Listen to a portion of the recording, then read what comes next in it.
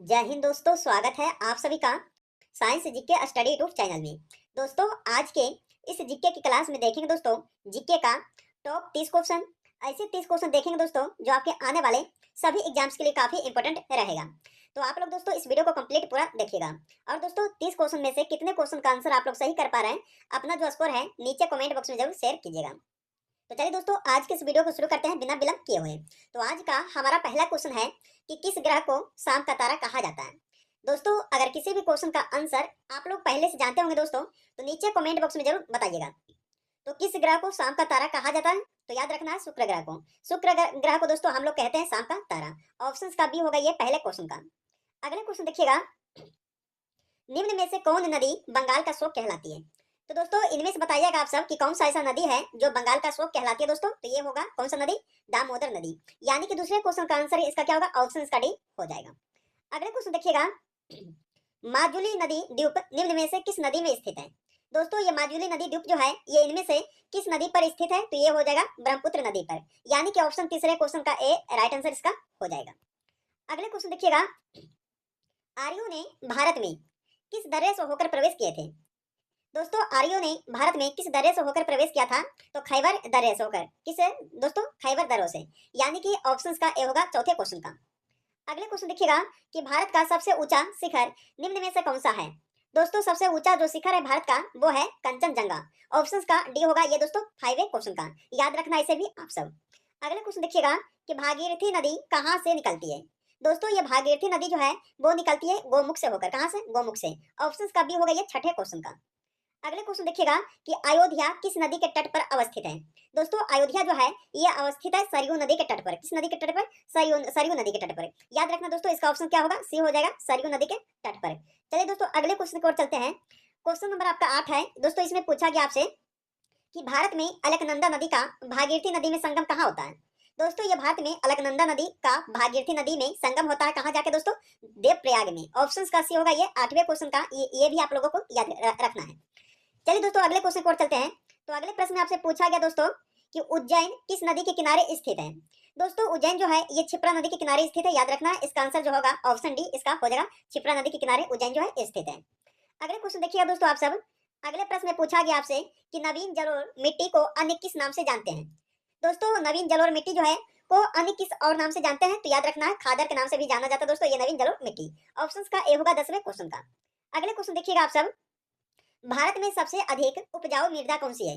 दोस्तों भारत में सबसे अधिक उपजाऊ मृदा जो है वो है जलोढ़ मृदा। क्या हो जाएगा, ऑप्शंस का सी होगा दोस्तों ये 11वें क्वेश्चन का। जलोढ़ मृदा जो अधिक उपजाऊ है दोस्तों भारत में। अगले क्वेश्चन देखिएगा कि निम्न में से किस राज्य में लेटेराइट मिट्टी पाई जाती है। दोस्तों लेटेराइट मिट्टी जो है वो किस राज्य में पाया जाता है, तो याद रखना है ये केरल राज्य में पाया जाता है। यानी कि 12वें क्वेश्चन का आंसर इसका ऑप्शन सी हो जाएगा।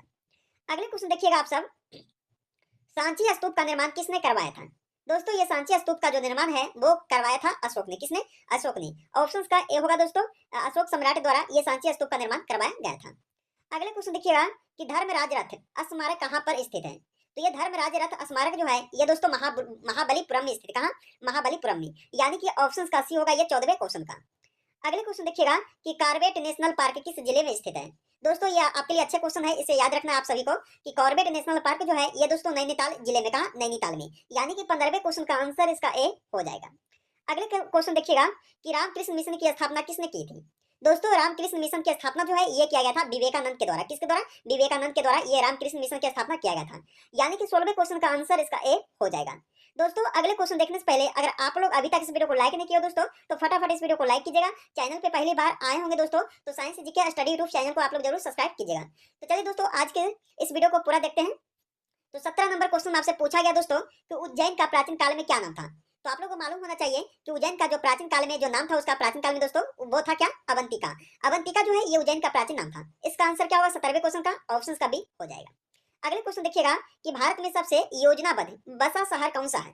दोस्तों भारत में सबसे योजनाबद्ध बसा शहर जो है वो है चंडीगढ़। यानी कि 18वें क्वेश्चन का आंसर इसका ऑप्शन सी होगा चंडीगढ़। अगले क्वेश्चन देखिएगा दोस्तों, अगले क्वेश्चन आपसे पूछा गया है कि महाबलीपुरम में रथ मंदिरों का निर्माण किसके द्वारा कराया गया था। दोस्तों ये महाबलीपुरम में रथ मंदिरों का जो निर्माण कराया गया था वो कराया गया था पल्लव के द्वारा। किसके द्वारा, पल्लवों के द्वारा। यानी कि ऑप्शन का डी होगा दोस्तों ये 19वें क्वेश्चन का।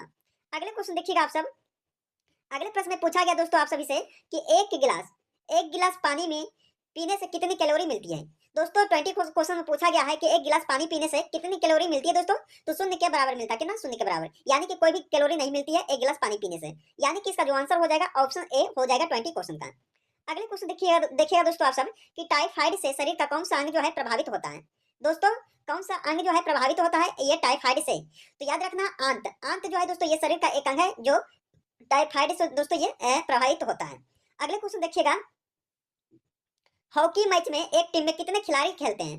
दोस्तों हॉकी मैच में एक टीम में खिलाड़ियों की जो संख्या है वो है 11 खिलाड़ी खेलते हैं दोस्तों हॉकी मैच में एक टीम में, यानी कि ऑप्शन का बी हो जाएगा 22वें क्वेश्चन का। अगले क्वेश्चन देखिएगा कि हॉकी के जादूगर के रूप में किसे जाना जाता है। दोस्तों किसे जाना जाता है यह हॉकी के जादूगर को। तो याद रखना है मेजर ध्यानचंद को। ऑप्शन का ए हो जाएगा दोस्तों, ऑप्शन ए इसका हो जाएगा ये 23वें क्वेश्चन का। अगले क्वेश्चन देखिएगा कि फिरोज शाह कोटला ग्राउंड कहाँ पर स्थित है। तो दोस्तों याद रखना है कि फिरोज शाह कोटला ग्राउंड जो है ये दिल्ली शहर में, कहाँ, दिल्ली शहर में, यानी कि 24वें क्वेश्चन का आंसर इसका ऑप्शन ए हो जाएगा दिल्ली शहर में दोस्तों ये फिरोज शाह कोटला ग्राउंड जो है स्थित है। अगले क्वेश्चन देखिएगा, खान साहिब उस्मान अली स्टेडियम कहाँ अवस्थित है। दोस्तों ये खान साहिब उस्मान अली स्टेडियम जो है ये दोस्तों कहाँ स्थित है, फतुला में, याद रखना फतुला में। ऑप्शन का सी होगा ये 25वें क्वेश्चन का। अगले क्वेश्चन देखिएगा कि वानखेड़े स्टेडियम कहाँ पर अवस्थित है। दोस्तों वानखेड़े स्टेडियम जो है ये मुंबई शहर में, कहाँ, मुंबई शहर हो जाएगा दोस्तों। ये आपके लिए काफी इंपॉर्टेंट क्वेश्चन रहेगा दोस्तों, क्योंकि काफी बार एग्जाम में भी पूछा गया ये प्रश्न को। तो दोस्तों इसमें पूछा है कि वानखेड़े स्टेडियम जो है ये मुंबई शहर में है, यानी कि ऑप्शन का क्या होगा, ऑप्शन बी इसका हो जाएगा। अगले क्वेश्चन देखिएगा दोस्तों इस वीडियो को अंत तक बने रहें, क्योंकि अंत में एक प्रश्न पूछा जाएगा जिसका जवाब है आप लोगों को नीचे कमेंट बॉक्स में देना होगा। तो चलिए दोस्तों 27 नंबर क्वेश्चन कह रहा है कि विश्व में महाद्वीपों की कुल संख्या कितनी है। तो महाद्वीपों की कुल संख्या 7 है दोस्तों, याद रखना आपका ऑप्शन का सी राइट आंसर होगा 27वें क्वेश्चन का। 28 नंबर क्वेश्चन है कि विक्टोरिया जलप्रपात किस नदी से संबंधित है। दोस्तों ये विक्टोरिया जलप्रपात जो है वो है दोस्तों जेम्बेंजी नदी से संबंधित, याद रखना जेम्बेंजी से। ऑप्शन का डी होगा ये 28वें क्वेश्चन का। अगले क्वेश्चन देखिए दोस्तों आप सब, अगले प्रश्न में पूछा गया आपसे कि वर्तमान में भारतीय संविधान में कुल कितनी अनुसूचियां हैं।